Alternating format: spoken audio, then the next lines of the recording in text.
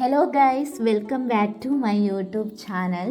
ಇವತ್ತಿನ ನನ್ನ ಮಿನಿ ಬ್ಲಾಗ್ಗೆ ವೆಲ್ಕಮ್ ಅಂತ ಹೇಳ್ತಾ ತಡ ಮಾಡದೆ ವಿಡಿಯೋ ಸ್ಟಾರ್ಟ್ ಮಾಡೋಣ. So let's go.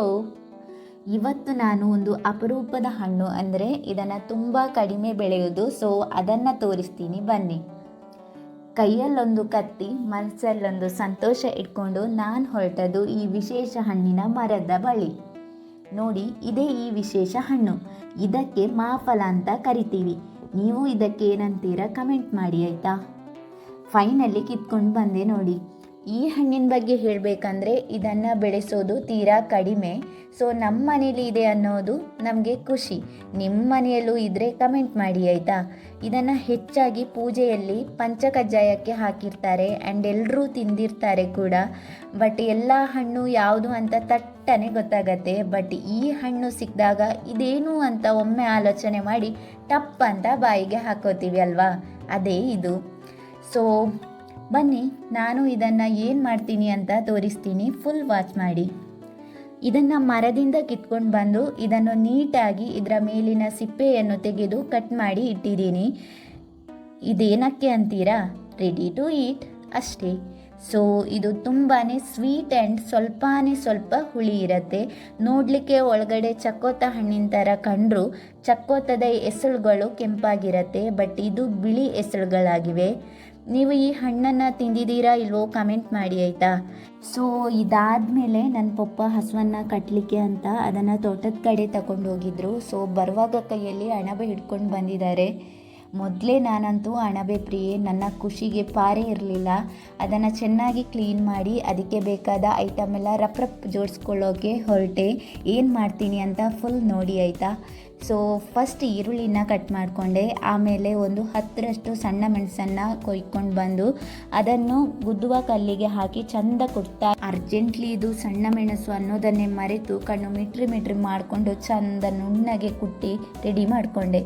Next clean ಮಾಡಿ ಇಟ್ಟ ಅಣಬೆಗೆ ಸ್ವಲ್ಪ ಅರಶಿನ ಪುಡಿ ಹಾಗೆ ಕಟ್ ಮಾಡ್ಕೊಂಡ ಈರುಳ್ಳಿನ ಹಾಕ್ತಾ ಇದ್ದೀನಿ.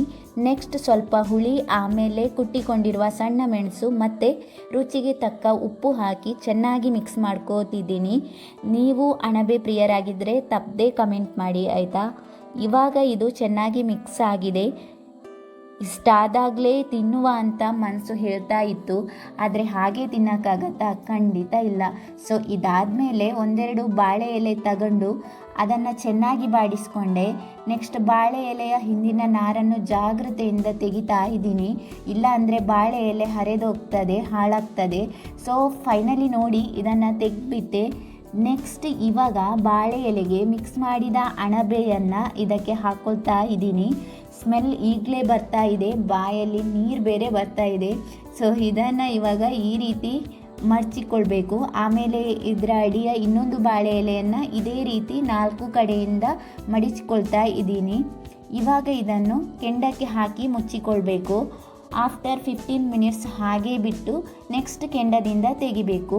ಸೊ ನೋಡಿ ಇವಾಗ ಹೇಗೆ ಇದು ರೆಡಿಯಾಗಿದೆ ಅಂತ. ಫುಲ್ ಬಿಸಿ ಉಂಟು, ಕೈ ಬೇರೆ ಸುಡ್ತಿದೆ. ಸೊ ಇದನ್ನು ಈ ರೀತಿ ಬಿಡಿಸುವ. I am so excited. ಹೇಗಾಗಿದೆ ನೋಡುವ. ಫೈನಲಿ ನೋಡಿ ಗಮ್ ಅಂತಿದೆ.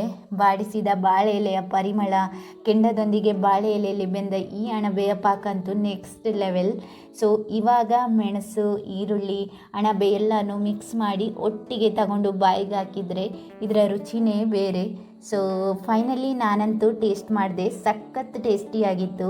ಇದಕ್ಕೆ ನಾವು ಲೋಕಲ್ ಲ್ಯಾಂಗ್ವೇಜಲ್ಲಿ ಪೊದೆ ಹಾಕೋದು ಅಂತ ಹೇಳ್ತೇವೆ. ಸೊ ನಿಮಗೂ ಹೀಗೆ ಮಾಡಿ ಗೊತ್ತಿದೆಯಾ? ಈ ರೀತಿ ಮಾಡ್ಕೊಂಡು ಇಷ್ಟನ ತಿನ್ನೋಕ್ಕೆ? ಯಾರಿಗೆಲ್ಲ ಇಷ್ಟ ಅಂತ ಕಮೆಂಟ್ ಮಾಡಿ ಆಯಿತಾ. ನೆಕ್ಸ್ಟ್ ನಮ್ಮ ಹೇರುಳ್ಳಿ ಮರದ ಹತ್ರ ಹೋಗುವ. ಸೊ ಲೆಟ್ಸ್ ಗೋ. ಇದಕ್ಕೆ ನಿಮ್ಮ ಕಡೆ ಏನಂತ ಕರೀತಾರೆ ಅಂತ ಕಮೆಂಟ್ ಮಾಡಿ.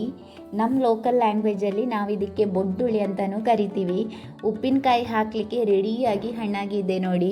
ಸೊ ಇದನ್ನು ನಾನು ಮತ್ತು ನನ್ನಮ್ಮ ಕೊಯ್ದುಕೊಂಡು ಬಂದ್ವಿ. 3 ಹಣ್ಣನ್ನು ಕೊಯ್ದ್ವಿ. ನೆಕ್ಸ್ಟ್ ಇದನ್ನು ಕಟ್ ಮಾಡ್ಕೋಬೇಕಾದ್ರೇ ಬಾಯಲ್ಲಿ ನೀರು ಬರ್ತಿತ್ತು. ಹುಳಿ ಅಂದ್ರೇ ಹಾಗೆ ಅಲ್ವಾ ಗೈಸ್. ಇದನ್ನು ಕಟ್ ಮಾಡಿ ಇದಕ್ಕೆ ಉಪ್ಪು ಹಾಕಿ ಅದನ್ನು ಚೆನ್ನಾಗಿ ಮಿಕ್ಸ್ ಮಾಡಿಕೊಂಡು ಒಂದು ಡಬ್ಬಿಗೆ ಹಾಕಿ ಇಟ್ವಿ. ಇನ್ನೂ ಅದನ್ನು ಸ್ವಲ್ಪ ದಿನ ಬಿಟ್ಟು ಅದಕ್ಕೆ ಮಸಾಲ ರೆಡಿ ಮಾಡಿ ಹಾಕಬೇಕು. ಅದನ್ನು ನೆಕ್ಸ್ಟ್ ವ್ಲಾಗ್ಲಿ ಹಾಕ್ತೀನಿ ಆಯಿತಾ, ವೆಯ್ಟ್ ಮಾಡ್ತೀರಿ. ಸೊ ನೆಕ್ಸ್ಟ್ ಸಂಜೆ ಆಗ್ತಾ ಬರ್ತಿದ್ದಾಗೆ ಟೀ ಜೊತೆ ತಿಂಡಿ ಇಲ್ಲ ಅಂದರೆ ಅದು ಈ ಮಳೆಗೆ ಹಾಗೆ ಇದ್ದರೆ ಏನು ಚಂದ ಹೇಳಿ. ಸೊ ಕಜ್ಜಾಯಕ್ಕೆ ರೆಡಿ ಮಾಡಿಕೊಂಡು ಅದನ್ನು ಎಣ್ಣೆಯಲ್ಲಿ ಬಿಡ್ತಾ ಇದ್ದೀವಿ. ಎಷ್ಟಾದರೂ ಈ ಮಳೆಗಾಲಕ್ಕೆ ಟೀ ಜೊತೆ ಕಜ್ಜಾಯ ತಿನ್ನೋ ಮಜಾನೇ ಬೇರೆ ಅಲ್ವಾ ಗೈಸ್. ಸೊ ಇದಿಷ್ಟು ನನ್ನ ಇವತ್ತಿನ ಮಿನಿ ವ್ಲಾಗ್.